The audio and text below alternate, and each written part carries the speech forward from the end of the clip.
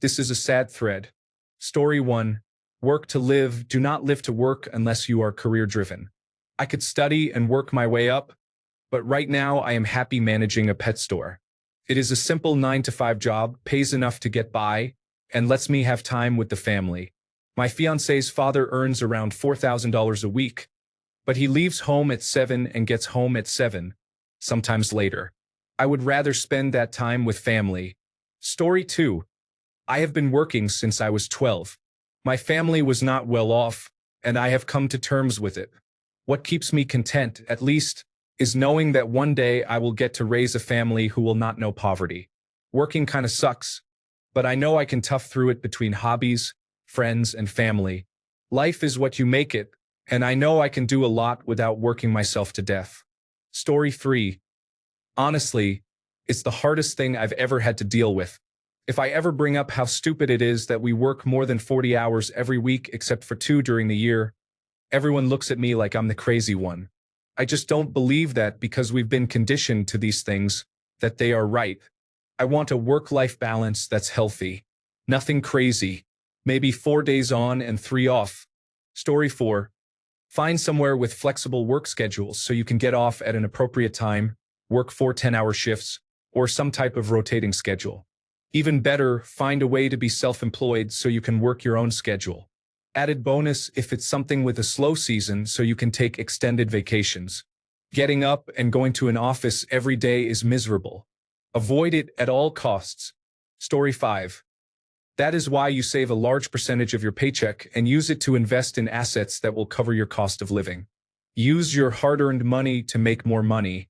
Then, once your passive income is greater than your costs, retire and live life the way you want to. Story 6. I am 32, have been working full-time for the last 7 years. Honestly, it does not feel that way. I like my job, have no commute, only 3 minutes, good friends, and my own house with a huge garden. I am Swedish, but I am writing this from a bus in Laos. Sure, you notice the lack of freedom right after graduating, but honestly, at this point, I would miss going to work. It gets better pretty much. Story 7. This is one aspect of my and many men's maleness. I make work as enjoyable as possible, try to add to people's happiness, and work out. You do have a choice. Accept that your life will be dominated by work and family, and make it a priority.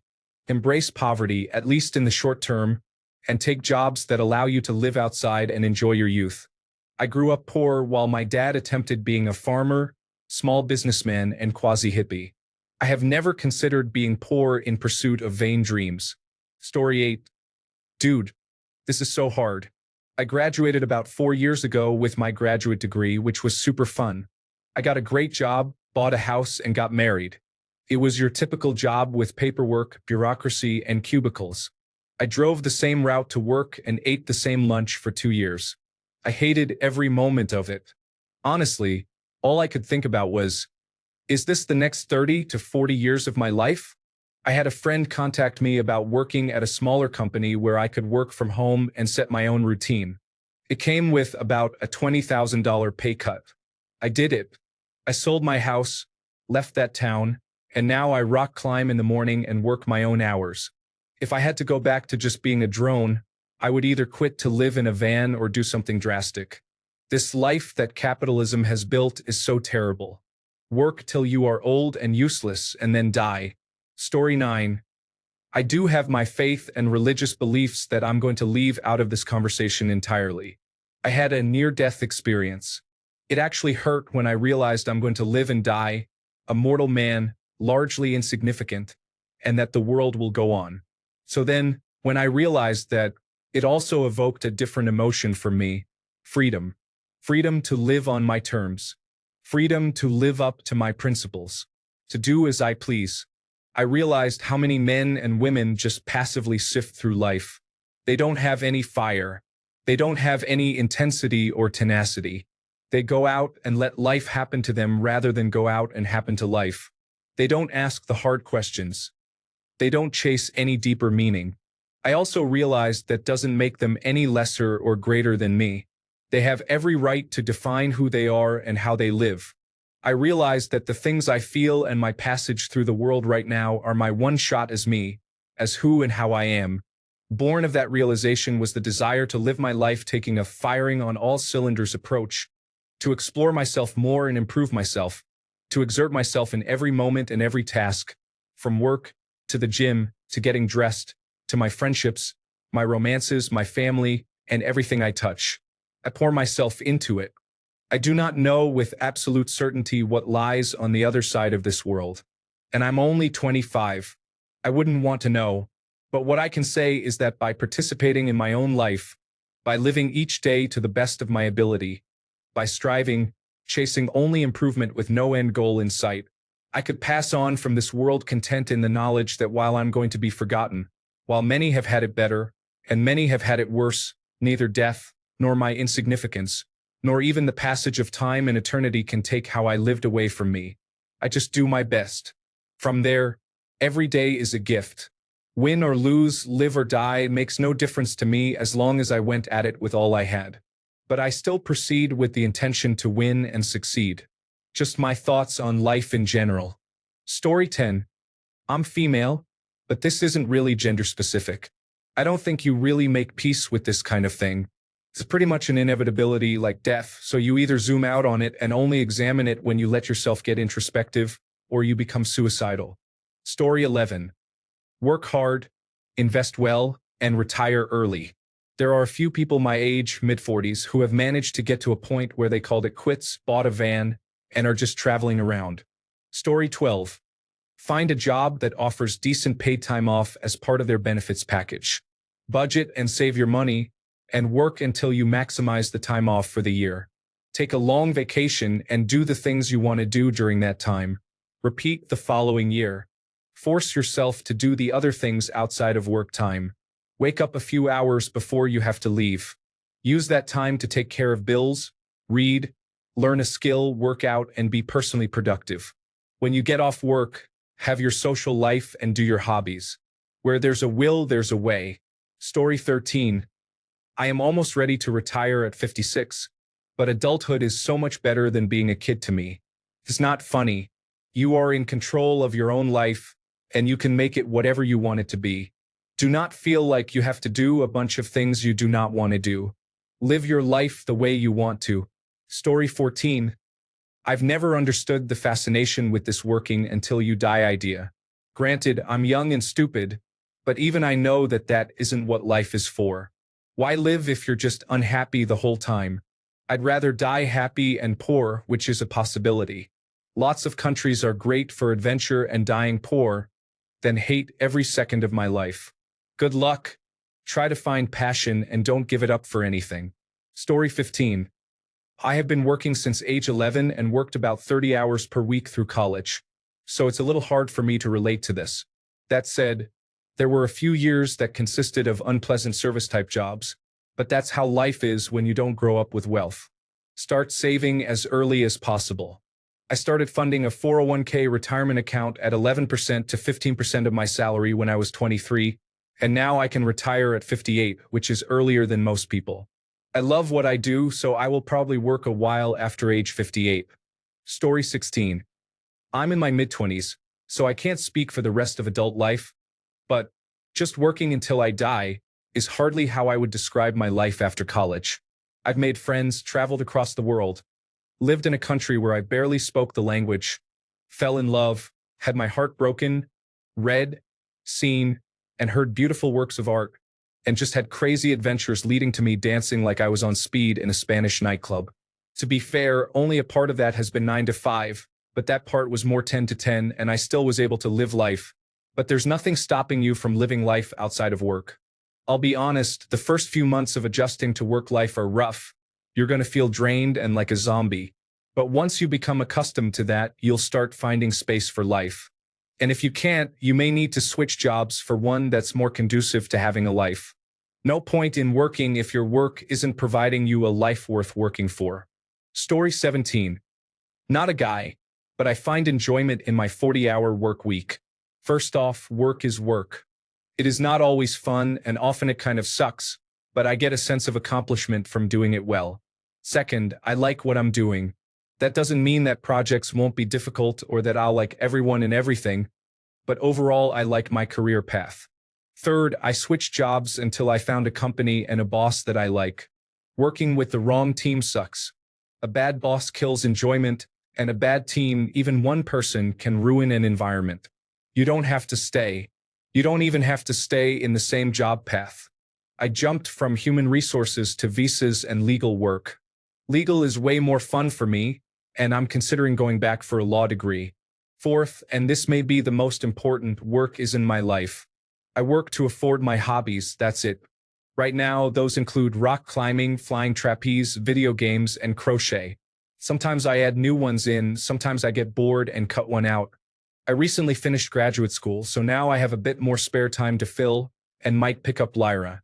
Fifth, I make time for friends. I reach out first.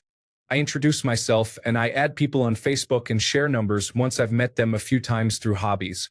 Not all friendships work out, especially at the end of school, but they certainly won't if you don't try. Story 18. By making plans and investments so I can retire and not work until I die. Also stay active, keep in shape, and take care of myself so I can stay alive and still be in good enough physical condition to enjoy my retirement years. Story 19. In all honesty, I am still trying to come to terms with it. I was in the military and started my family. I never stopped and thought about what I really wanted. Now I'm 35, married with 2 kids, and generally miserable because I have dreams and goals, and do not want to wait until I am 65 or older to enjoy life. It leads to a deep feeling of guilt, like I am unable to be grateful for what I have. I love my little family very much, and I feel selfish for wanting something more, yet something simpler. I work a mindless, dead-end job that pays pretty well, but sometimes I wish I could take on the starving artist life. I want to travel, make art, write, and educate myself. Instead, I am stuck at a job I hate with people I despise, and I just have to play nice so I can earn a paycheck. It is draining. I just want to relax and let my true personality through, but obviously cannot. Societal and workplace norms have crushed who I really am, and I feel like I will never be able to truly flourish and be myself. How am I supposed to teach my kids to be proud of who they are and what they do if it all boils down to the mighty dollar in the end? Story 20.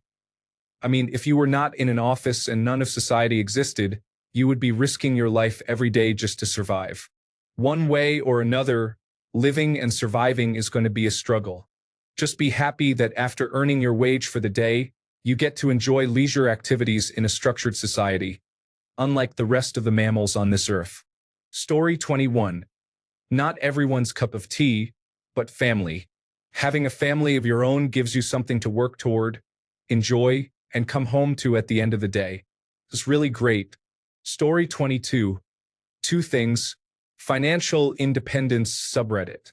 Finding a work environment with a supportive team that stands up for you when things are hard and makes it all worthwhile when things go well. Story 23. What is your degree in? You can work contracts while living in a van. You will probably save more money than most and could easily have half the year just for adventuring. Anyways, that is my plan for the future. Good luck to all who read this. Story 24. I've got a friend with whom I went to high school. He took online courses for computer programming, got an Associate of Arts degree, moved to Europe, and got a job with a firm that lets him work remotely. He spends his life backpacking around Europe. All he needs is Wi-Fi to do his job. The point is, just because work is about to be your reality, you are by no means confined to a job that will not be rewarding. It's a cliché, but it's totally possible to do something that brings you gratification during these years. Story 25. Go to a job that is exciting and puts you in very interesting, meaningful situations. I chose to fly in the United States Navy. 85 countries and 6,000 mission hours later. Story 26. If you're working hard all the time, then your issue is you are not thinking smartly. Be efficient in your work and don't allow yourself to become a slave to your possessions.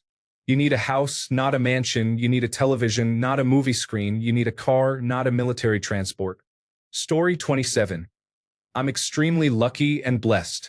I love my job and it's at home. I have no rent or mortgage.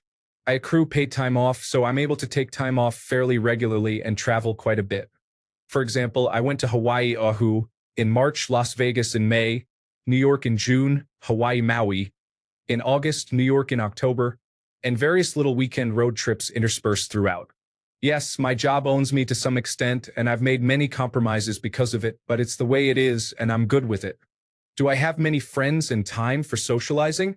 No, not really. I'm widowed. Being a recovered alcoholic, this really works for me, and I travel mostly alone. Story 28. Honestly, at first, it didn't seem like a big deal because of the American dream.